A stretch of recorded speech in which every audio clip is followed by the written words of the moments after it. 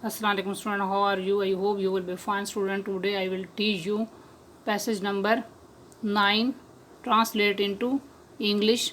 Student, now let us start. First sentence, एक दफ़ा दो दोस्त सफ़र पर रवाना हुए. इस सेंटेंस के एंड पर लफ्ज़ रवाना हुए दिया गया है, तो इस सेंटेंस को इंग्लिश में ट्रांसलेट करने के लिए पास्ट टेंस को यूज़ करना है. इस सेंटेंस की इंग्लिश में ट्रांसलेशन इस तरह की जाएगी, once two friends set out on a journey. Next sentence, उन्होंने एक दूसरे से वादा किया कि वो एक दूसरे की मुसीबत में मदद करेंगे. इस सेंटेंस में लफ्ज़ वादा किया दिया गया है, तो इस सेंटेंस को इंग्लिश में ट्रांसलेट करने के लिए पास्ट टेंस को यूज़ करना है. इस सेंटेंस की इंग्लिश में ट्रांसलेशन इस तरह की जाएगी, they promised to help each other in trouble.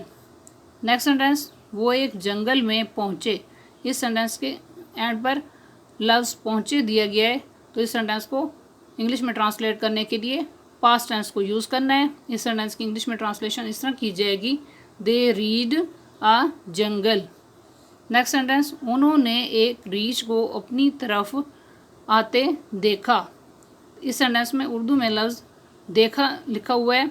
इस सेंटेंस को इंग्लिश में ट्रांसलेट करने के लिए पास्ट टेंस को यूज़ करना है.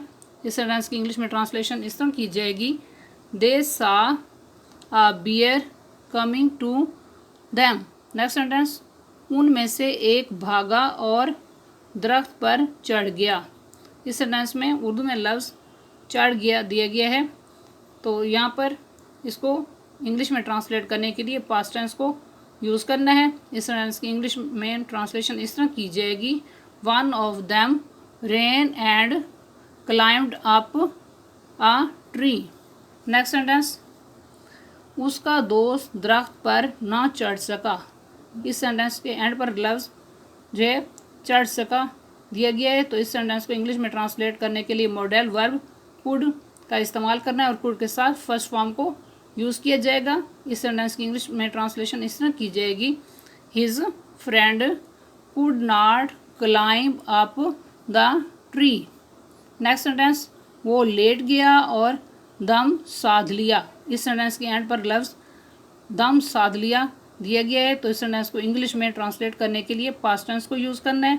इस सेंटेंस की इंग्लिश में ट्रांसलेशन इस तरह की जाएगी, he lay down and held his breathe.